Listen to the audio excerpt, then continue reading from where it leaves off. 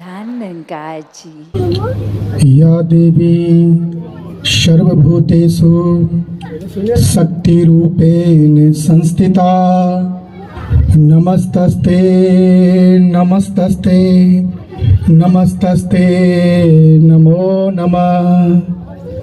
प्यारी प्यारी साथ संगत जी, प्रेम से मुस्कुराइए, प्रेमानंदे बोलूं। आइए संतो, जो पहली लाइन आप जी के श्री चरणों में रखी, माँ दुर्गा का स्तुति, और आज माँ दुर्गा की गोद में हम सब बच्चे बैठे हैं और प्रार्थना याचना कर रहे हैं, उनसे आशीषों को मांग रहे हैं, उनसे शक्ति को मांग रहे हैं, उनसे भक्ति को मांग रहे हैं। ये जो अपने हरि के प्रति कैसे अपने आप को अर्पित और समर्पित के भाव हैं, कैसे अपने आप को अपने माँ के आंचल में छुपाया हुआ है कि कोई मलाल नहीं, चेहरे पे कोई सिकन नहीं, बस एक ललक है, एक खुशियाँ है कि हमने अपने आप को परमात्मा की गोद में बिठाया है, हमने अपने आप को हरि के गोद में चढ़ाया है, हमने अपने आप को अपनी माँ को अर्पण किया है, समर्पण किया है। आइए संतो, इसीलिए हेड्स ऑफ बनता है। सदगुरु माता जी से शुक्राना दास करता है, माता जी कृपा करना। धन्य धन्य वह गांव है जहां होत हरि के नाम, धन्य धन्य वह ठाव है जहां होत हरि के नाम।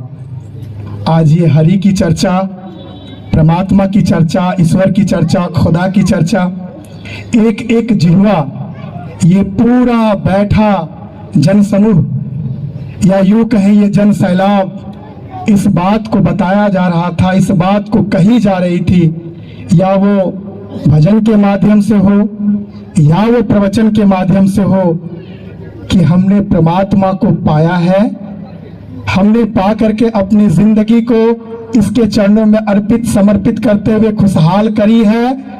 आज बस इतना सा एक चाहत है, जो यहाँ के व्यवस्थापक महात्मा हैं, एक एक करके दास सभी का नाम तो नहीं ले पाएगा, समय की भी अभाव है, और सभी का योगदान सराहनीय है। वो दिख रहा है कि हमने पाया है, मुझे परमात्मा मिला है, मैंने ईश्वर को अपने जीवन में आत्मसात किया है, हमारा चाल बदल गया है, हमारा ढाल बदल गया है, मुझे अब जीने को इच्छा हो रही है, अब मुझे ऐसे इस रूप में परमात्मा दिख रहा है कि जीवन जहां आसान हो गई है, राहें साफ साफ दिखाई दे रही है, मंजिल हूबहू मेरे सामने है। ऐसे कुछ भाव हमारे यहाँ के व्यवस्थापक महात्मा, और यही बातें वो अपने पूरे ग्राम को बताना चाह रहे हैं, पूरे गांव को जताना चाह रहे हैं। कौन सी बातें?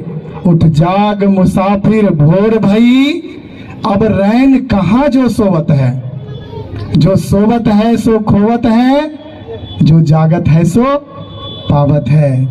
मामूली दरबार नहीं लगा, बहुत बड़ी दरबार, और इसके लिए गोस्वामी तुलसीदास जी ने हजारों हजार वर्ष पहले लिख दिया, हम सबों के लिए कह दिया, छोड़ दिया संतो। ये ऐसे ही आप नहीं बैठे, क्या कहा? शुद्ध दारा और लक्ष्मी पापी के घर होए, संत समागम हरि कथा तुलसी दुर्लभ दोए।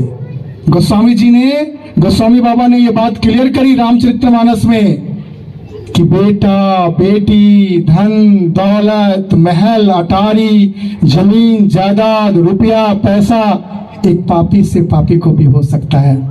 ये कोई नई बात नहीं, कोई बहुत बड़ी बात नहीं, लेकिन आगे की लाइन संत समागम, हरि की चर्चा, वो भी माँ दुर्गा के आंचल के तले, उनकी गोद में बैठ करके इस निरंकार को याद करना कोई अलग बात नहीं संतो। आप आरती में भी सुने, जय जय माँ दुख हरनी, निरंकार है ज्योति तुम्हारी, हर्षु फैली है उजियारी। ये किसका लाइन है माता? ये आदि शक्ति माँ दुर्गा का ही लाइन है। जो हम हमेशा पढ़ते हैं कि निरंकार है रूप तुम्हारी, हर्षु फैली है उजियारी। यही माँ दुर्गा की अवस्था है, यही माँ दुर्गा की अवस्था है संतों। और इसी बात को अपनी रचना से एक एक महात्मा ने, अभी महात्मा लगता है 20-25 गांवों का नाम लिए होंगे, दास को याद भी नहीं है, दास उधर जाना भी नहीं चाहेगा, बस सभी के लिए कलेक्टिवली प्रार्थना करेगा। कितने दूर दूर से महात्मा ऐसे इस रूप में आकर के इस बात को बताने का प्रयास कर रहे हैं। किन बातों को? एक घड़ी आधो घड़ी, आधो में पुनियाद, तुलसी साधो संगत की, हरे कोटि अपराध। गोस्वामी तुलसीदास जी ने रामचरितमानस में इसी बात को लिखा। एक घड़ी रियायत कर दी, अरे भाई अगर एक घड़ी नहीं मिल रहा आधी कर लो, अगर फिर भी नहीं मिल रहा आधो में पुनियाद। गोस्वामी जी ने क्लियर करी। अब आगे की लाइन इतनी बड़ी कि 1-2 हजार नहीं, हरे कोटि अपराध, करोड़ों अपराध क्षमा हो जाता। ये वो दरबार है, ऐसे दरबार में हम बैठे हैं। और ये कोई संत निरंकारी मिशन, संत निरंकारी मंडल नहीं कह रहा, ये लाइन रामचरित्र मानस की है, जो हजारों लाखों बरस पहले कही गई है, ये लिखी गई है हमारे लिए, आपके लिए। और इसी बात को ये जो एक दिवसीय गोष्ठी आज लगी है, कोई अलग धर्म नहीं, आप जी के श्री चरणों में इस बात की खुलासा कर दे, कोई अलग संप्रदाय नहीं, कोई अलग गुट नहीं, कोई अलग सी बातें नहीं, कोई अलग प्रचलन प्रथा नहीं, ये सिर्फ और सिर्फ आध्यात्मिक विचारधारा है, सिर्फ और सिर्फ ईश्वर से ईश्वर को जोड़ने का एक पथ है, एक रास्ता है। कौन कहता है मैं मर जाऊंगा? ये लाइनें अक्सर महात्मा कहते हैं कि कौन कहता है कि मैं मर जाऊंगा, मैं तो समंदर के साथ हूं, बस समंदर में उतर जाऊंगा, समंदर में उतर जाऊंगा। मरने की बात हुई है संतों, दास के समझ से तो सिर्फ 2 ही अवस्था हो सकती है मरने के बाद। आप संत महात्माओं ने बताया, आप संत महात्माओं ने दिखाया, समझाया, एहसास कराया। 2 ही अवस्था है, एक तो 84 और दूसरा अविनाशी। अब चूज करना है संतों, चूज करना है कि अब अविनाशी में जा रहा है कि 84 में जाना है। क्लियर कर दे आप जी के श्री चरणों में। ये जो 2 अवस्था है मरने के बाद, इससे पहले की लाइन बड़ी मजबूती के साथ कही गई है, लिखी गई है, पढ़ी गई है। और यकीन मानिए संतों, सबसे ज्यादा पूरे विश्व में अगर किसी चीज की चर्चा हुई है, किसी चीज के बारे में कही गई है, किसी चीज के बारे में लिखी गई है, तो वो सिर्फ और सिर्फ परमात्मा है, ईश्वर है, गॉड है। और वो लाइन जो है संतों हमारे लिए आई है, ब्रह्म ज्ञान जानियो नहीं, कर्म दियो छिटकाए, तुलसी ऐसी आत्मा सहज नरक में जाए। दास नहीं कह रहा, पहले ही कान पकड़ ले। माँ दुर्गा की आंचल में बैठ करके गोस्वामी तुलसीदास जी, मानस की लाइन है, रामायण की लाइन है, और वही बातें कि मरने के बाद बस 2 ही अवस्था होना है, 2 ही अवस्था में जाना है संतों। एक तो अविनाशी है और दूसरा 84 है। अभी 84 के लिए कोई प्रयत्न नहीं करना पड़ेगा, कोई जतन नहीं करना पड़ेगा, ऐसे ही चले जाएंगे, ऐसे ही चले। ब्रह्म ज्ञान जानियो नहीं, अभी तो कही गई, सहज अवस्था है। बस जो काम कर रहे हैं करते रहिए, स्वतः ही 84 में चले जाना है, कहीं कोई करने की जरूरत नहीं है। अविनाशी के लिए जरूरत है, अविनाशी के लिए तत्ववेता संतों के संग होना पड़ेगा, इनके साथ होना पड़ेगा, सत्संग से आना पड़ेगा, सत्संग में आना पड़ेगा। जब सत्संग में आ जाएंगे, इस तत्ववेता संतों के बीच हो जाएंगे, जो इस परमात्मा को जान रहे हैं, परमात्मा को आत्मसात करी है, परमात्मा को पाया है, दास लाइन बड़ी बड़ी कह करके आप जी के श्री चरणों में विद्वता नहीं जताएगा, बस वो उनका भाव ही आपके चरणों में रखना चाहेगा जो मूल है। और बिल्कुल मूल ये है संतों कि हे अर्जुन, हे पार्थ, जो मुझे जिस रूप में पूजता है मैं उसे उस रूप में प्राप्त होता हूँ। उसके पहले अर्जुन ने सवाल कर दी भगवान श्री कृष्ण से कि प्रभु जी, क्या ये संसार में जितनी चीज़ें हो रही है, ये जो पूजा हो रही है, ये जो नेम हो रहे हैं, ये जो व्रत हो रहे हैं, ये जो तीज हो रहे हैं, त्यौहार हो रहे हैं, क्या गलत हो रहा है? क्या इसका कोई मायने नहीं? क्या इसका कोई लाभ नहीं? भगवान श्री कृष्ण ने स्पष्ट करते हुए कहा है संतोष, श्रीमद् भागवत गीता में लाइन दास नहीं पढ़ेगा, डायरेक्टली आप जी के श्री चरणों में समय के भाव में कहना चाहेगा, इस बात को कहा, हे पार्थ, जो मुझे जिस रूप में पूजता है मैं उसे उस रूप में प्राप्त होता हूँ। जो मुझे धन के रूप में पूजता है मैं तत्क्षण उसे धन देता हूँ गाहे बेगाहे।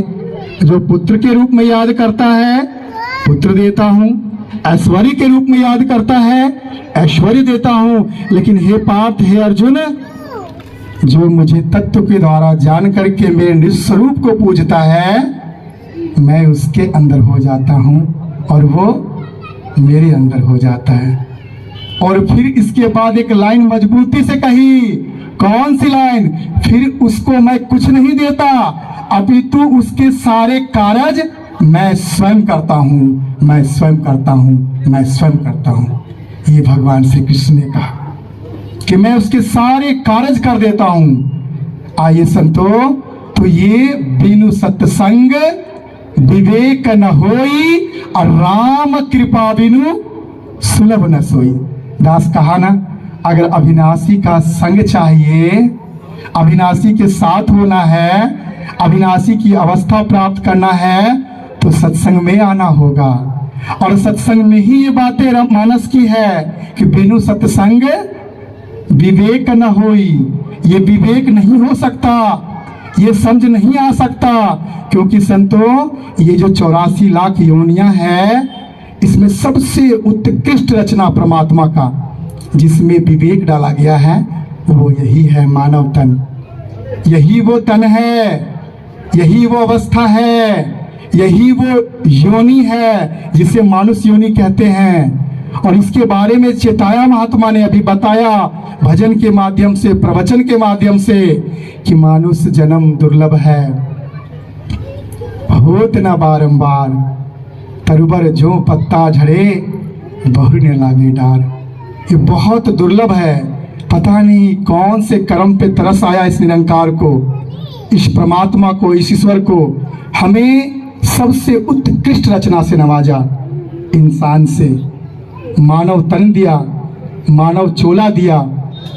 संतों, जो कार्य हो रहे हैं संसार में, महात्मा कह गए, एक छोटी सी पक्षी भी वो कार्य को कर रहा है, पशु भी उन कार्यों को कर रहा है।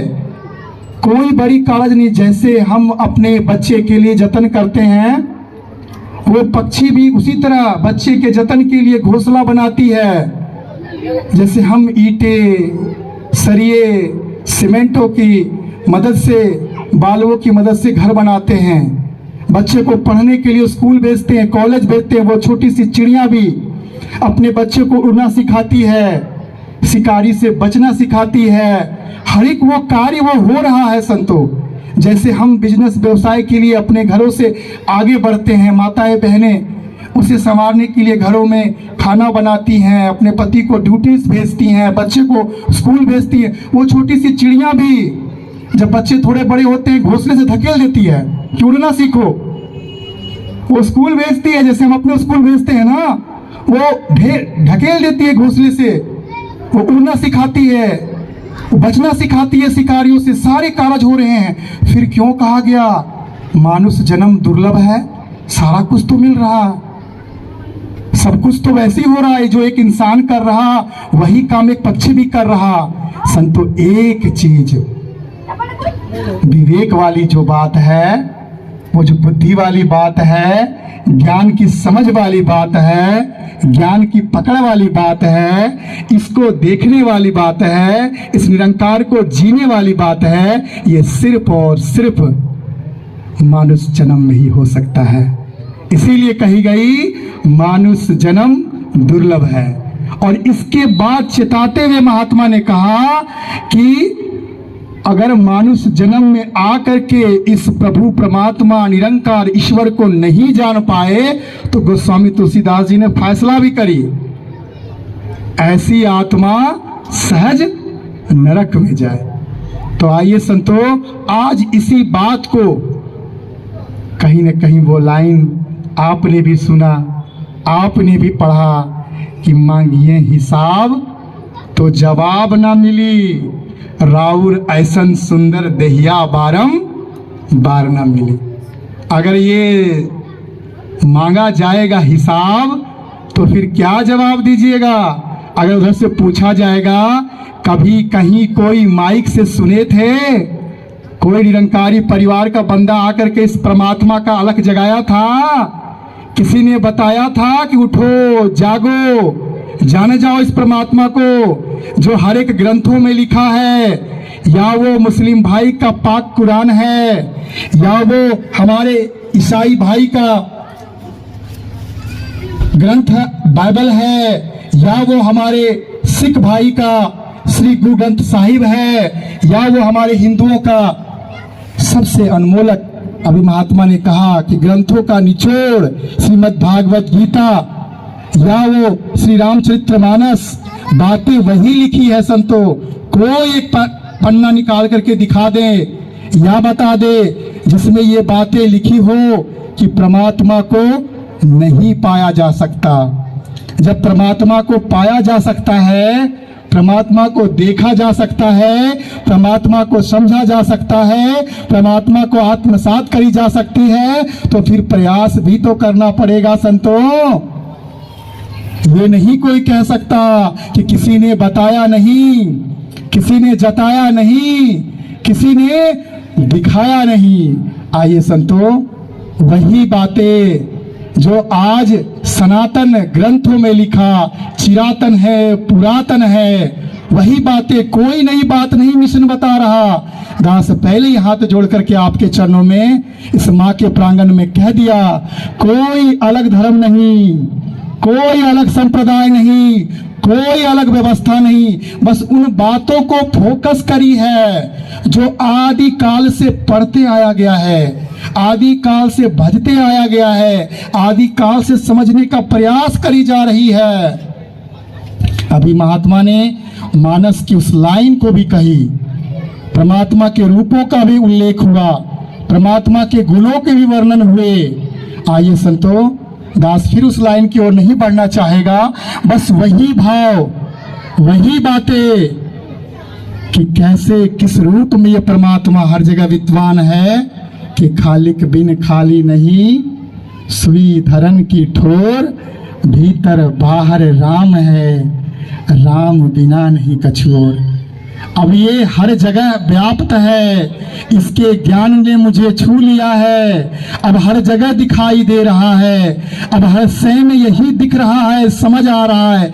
इन्हीं बातों को ये बैठा जनसमूह माइक पे खड़े होकर के बताने का अनवरत 2.5 घंटे से प्रयास करी जा रही है, आवाज लगाई जा रही है, बताने को आतुर है कि वही मृत्यु के बाद का जो 2 रास्ता है।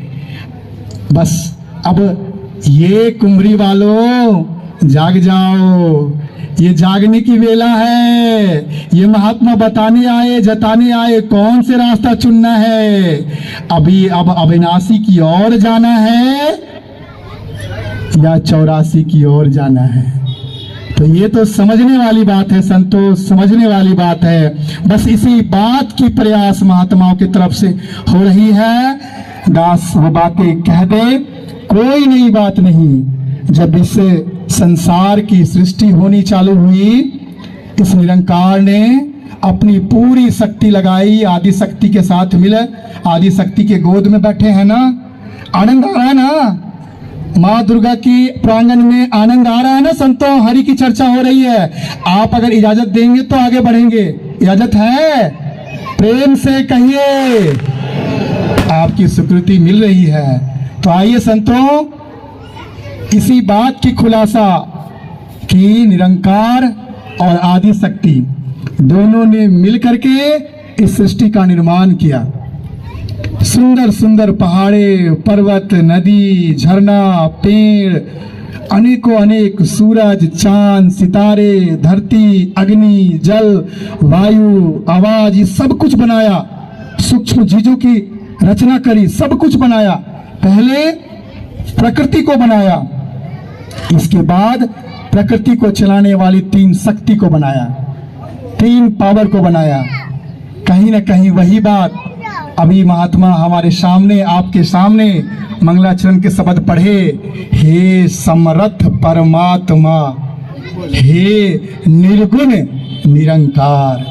भाव बस इतना है कि जो समर्थ है, कहीं से कुछ लाने की जरूरत नहीं, कुछ बनाने की जरूरत नहीं, जो खुद व खुद आया है, ना कभी कहीं जाना है, ये था भी, है भी और रहेगा भी, शाश्वत है, सत्य है, अस्थिर है, यहाँ भी है और अमेरिका में भी है। खुदा वो हरगिज खुदा नहीं है, खुदा वो हरगिज खुदा नहीं है जो इधर है पर उधर नहीं है। यही बातें अभी महात्मा ने हमारे बीच कही। तो जब इस 3 पावर का निर्माण किया आदि शक्ति ने और इस निरंकार ने, दोनों ने मिलकर के, पहला पावर ब्रह्मा, दूसरी पावर विष्णु और तीसरा शक्ति स्वयंभू महादेव शिव। अब ये तीनों में पावर डाला। कहीं ना कहीं संतों वो खुद ब खुद अपने आप में जनरेट है, खुद में ऑपरेट करता है पूरे संसार को, और जब इच्छा होती है डिस्ट्रॉय कर देता है, नाश कर देता है। जी से जनरेट, ओ से ऑपरेट और डी से डिस्ट्रॉय। यही तो गॉड है, यही तो परमात्मा है। तीनों पावर को बनाया।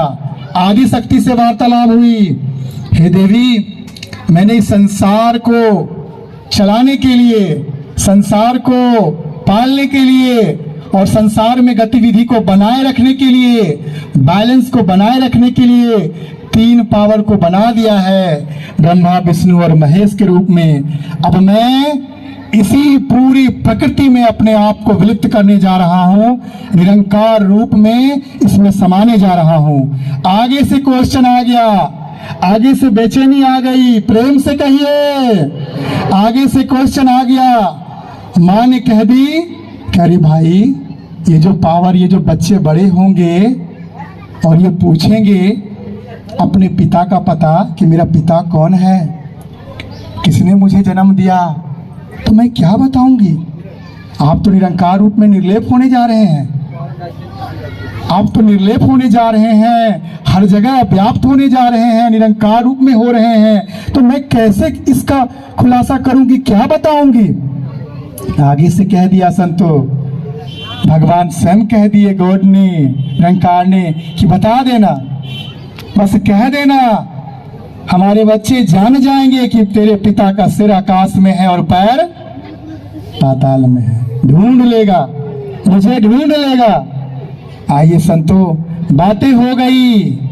अब वही बात, तीनों शक्तियां बड़े होने लगे, ब्रह्मा, विष्णु और महेश।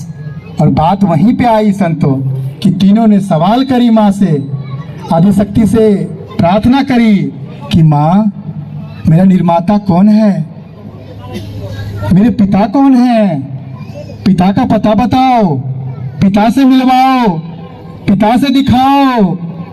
उठ जाग मुसाफिर भोर भई, लाइन वही है जो सब महात्मा ने कही है, बिल्कुल सही है, लाइन वही है जो कही है और बिल्कुल सही है। तो आइए संतों, कह दिए, उस उसी बातों को दोहरा दी माँ ने कि पिता ने कहा है कि मेरा बेटा मुझे ढूंढ लेगा, सराकाश में है और पैर पाताल में है। बातें समझाने के लिए है संतों, बताने के लिए है और बिल्कुल यथार्थ भी है। आगे से ब्रह्मा जी पिता का सर खोजने आकाश मार्ग निकल लिए और पिता का पैर खोजने के लिए भगवान विष्णु जी पाताल लोक निकल लिए। अब महादेव जी सोच रहे हैं, बैठे बैठे मंथन कर रहे हैं, कौन सी लाइन आ गई, जिन ढूंढा तिन पाइया गहरे पानी पैठ, जो बेचारा डूबन डरा रहा किनारे बैठ। जो ढूंढता है उसी को मिलता है, जो डूबने से डर रहा है फिर किनारे बैठा है, फिर किनारे ही बैठा है कि मोतियों की चाह अगर है तो है कान्हा। कुछ लाइनें बहुत पहले लिखी थी संतों, बस बीच में से समय के अभाव में आप जी के श्री चरणों में अर्पित करना चाहेगा कि मोतियों की चाह अगर है तो है कान्हा, सागर ही बना हाथ को। सागर, मोतियों की चाह अगर है तो है कान्हा, सागर ही बना हाथ को, फिर तो तेरे हाथों में सारी सीपियां ही आ जाएंगी और बारी बारी से लेने तुम्हें ऐ जिंदगी। पहले गोदियां, फिर डोलियां और फिर अर्थियां भी आ जाएंगी, फिर अर्थियां भी आ जाएंगी। इसी बात को चिताने के लिए कहा, मैं ना मरी हूं संसारा, मुझे मिला है जिलावन हारा। आए हैं सो जाएंगे राजा रंक फकीर, सब मृत्यु पे ही है संतो, कोई नहीं यहाँ रहने आया। आए हैं सो जाएंगे राजा रंक फकीर, कोई सिंहासन चढ़ी चले, कोई बंधे जंजीर। कमाल हो गया। ये लाइनें, इतनी बड़ी लाइनें, इतनी मजबूत लाइनें कि भाई राजा हो या भिखारी हो, आए हैं इस जीवन में तो खत्म होना है, मृत्यु को प्राप्त होना है, नष्ट होना है, लेकिन किसी के लिए सिंहासन आ रहा है और कोई जंजीरों में बंध के जा रहा है। तो अब तो समझने वाली बात है, सोचने वाली बात है। शंभू भी सोचने लगे, महादेव भी मंथन करने लगे कि पिता का सिर जब आकाश में है, पैर पाताल में है, तो शरीर भी तो होगा, अरे भाई बॉडी भी तो होगा, कहीं बॉडी यही तो नहीं, कण कण में बसा हुआ, जन जन में बसा हुआ, कहीं यही तो मेरा पिता नहीं है। कंफ्यूजन हो गया, संशय हो गया। पुष्टि करने के लिए गए, क्योंकि लिखा हुआ है बिना गुरु के ज्ञान नहीं हो सकता, बिन गुरु भवन निधि करई न कोई, जो विरंची शंकर सम होई। भाव क्या है संतो? स्वयं विरंची अर्थात नारायण विष्णु के समान, स्वयं शंकर के समान भी अगर कोई हो जाए तो बिना गुरु के कृपा से परमात्मा को नहीं पाया जा सकता। और जब तक इससे मिलेंगे नहीं, इस अविनाशी से, तो फिर 84 में तो रास्ता क्लियर है, कोई प्रयत्न करने का जरूरत नहीं है, सहज अवस्था है, आराम से चले जाएंगे, कहीं कोई जतन करने की जरूरत नहीं है। शंभू ने सोचा कि थोड़ा सा अपने आप को क्लियर कर लें, माँ के पास पहुंच गए। इसीलिए कहा गया है माँ शक्ति का रूप है, माँ आदि शक्ति है, माँ के आंचल में बैठे हैं संतो। माँ दुर्गा को नमन करते हुए, उसी बात को आगे बढ़ाते हुए, वही प्रार्थना, वही याचना कि माँ पिता का सिर आकाश में है, पैर पाताल में, तो क्या शरीर यही है? क्या यही मेरा पिता है? हाँ बेटा, हाँ बेटा, समझ गया, जान लिया, देख लिया, कन्फर्म कर दिया। गुरु कौन बने? माँ बनी। लेकिन कहीं ना कहीं लाइन आया उनके लिए, कौन सी लाइन? शंभु समर्थ, जो अपने आप को जान गया। इसी बात को संत निकारी मिशन ने बहुत सुंदर लाइन से हमारे बीच लिखा छोड़ा है। कौन सी line? Self realization through God realization. कितनी मार्मिक लाइन है संतो, बेशक एक लाइन की, लेकिन कितनी बड़ी महत्ता लिए हुए है, कितना रहस्य लिए हुए है। सेल्फ रियलाइजेशन, अपने आप से मिलने का नाम ही परमात्मा से मिलने का नाम है। अपने आप को खोजना ही परमात्मा को खोजना है। अब अपने आप को जानना ही परमात्मा को जानना है।